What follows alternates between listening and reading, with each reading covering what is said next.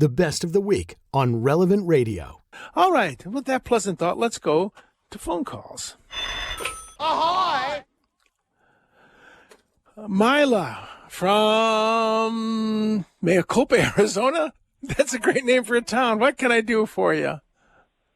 Hi, yes. I was calling because I guess I would say I'm Catholic curious, and my husband is currently in OCIA, and I grew up, I would say IFB, Independent Fundamental Baptist, and I grew up knocking on doors every Saturday, and wonderful evangelizing. So I was wondering, Catholics don't really do that. And I was curious as to why someone should become Catholic. Well, I just said why. Because we have sacraments, and these are things that Jesus established. That to be, there was a great English author, like around 1600, late 1600s, early 1700s, Samuel Johnson, who said he did not know how a person could leave the Catholic Church and not go insane, because when you leave Catholicism to become a Protestant, you lose the communion of saints, you lose 2,000 years of tradition, you lose all these beautiful devotions we have. But if you're a Protestant, you become a Catholic, you lose nothing. You still have Jesus, you still have the Bible, you're still saved by grace through faith. That's I think, a very important thing to consider. I had a very, very dear friend who worked for me when I was first a pastor, who was an evangelical Presbyterian who converted to the Catholic faith. And I remember when he told me about his conversion, he said that he hadn't repudiated his evangelical Presbyterianism when he became Catholic. He just fulfilled it. And, you were raised Baptist, right? You love Jesus, don't you? Yes, I do. You and I are in the same ballpark.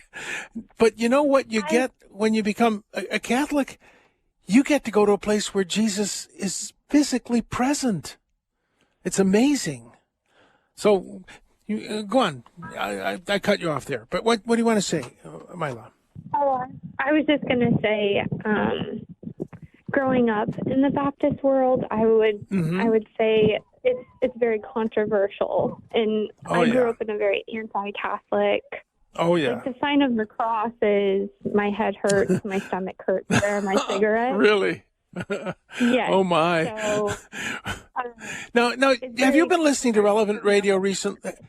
Have you been listening to Relevant Radio? I just started yesterday. Okay. I've listened to a lot of apologetics and debates online, and for the past, 2 years, and I was just kind of curious. I wanted to call in. I was curious as to what you'd have to say. I remember a very anti-Catholic sect, a couple who leafleted giving out Jim Chick tracts at one of the World Youth Days. Next World Youth Day, they went as Catholics, and the mother of this wife, the couple, they were very alarmed that their daughter had joined this cult, this Catholic thing, and they decided they'd never been to a Catholic service. So they came to the church I was pastor, a very poor neighborhood, big soup kitchen, big food pantry, and they sat in the back row. And the daughter of the couple nudged her mother, and as we went through the readings that we do at the first part of the Mass, she nudged her mother and said, "Mommy, they're using our Bible." I thought that was great because, I think you'll be amazed that if you go to a Catholic Mass, it's all Bible. We quote throughout the text of the Mass, we quote Bible constantly, but go on. I said I'm learning that. We moved to Maricopa a couple years ago and started going to Our Lady of Grace here in town. That's really what got us interested, is because we had never been, and we were, I guess you would say, quote, like church shopping. So we checked out the Baptist church here, but attended Mass, and it is a lot of Bible. If you want to go to a Bible church, it would be that. It's amazing, yeah. Most Protestant churches. I when I was young, I did the church shopping thing too. I was a cradle Catholic, but got involved very much in the Pentecostal movement, and I'm very Pentecostal in some ways. But I went through all that, and I just realized there's such a richness in Catholicism. What's going to throw you is our devotion to the Blessed Mother, which Protestants think is idolatry.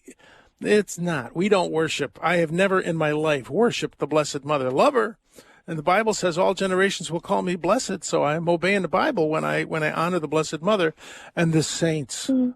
Jesus said, love one another. And the communion of saints is the real treasure of the church.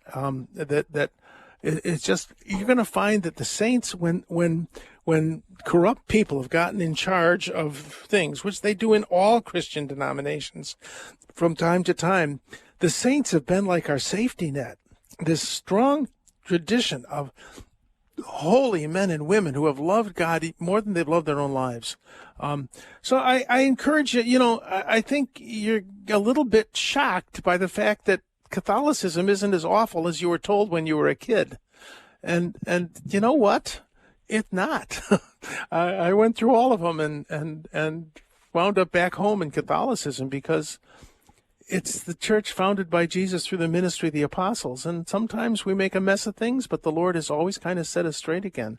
So I encourage you, and I just want you to understand that if you do become Catholic, and your husband joins the church, you're not repudiating Christ.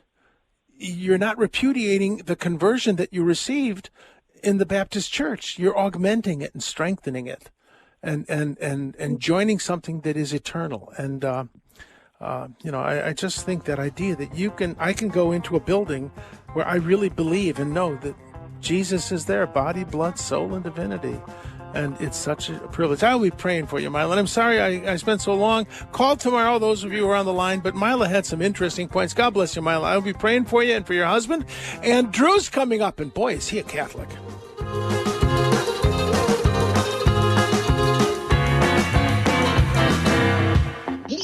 That's all, folks.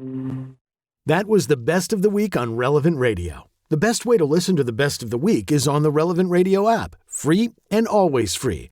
Download and share the #1 free Catholic app today in the App Store.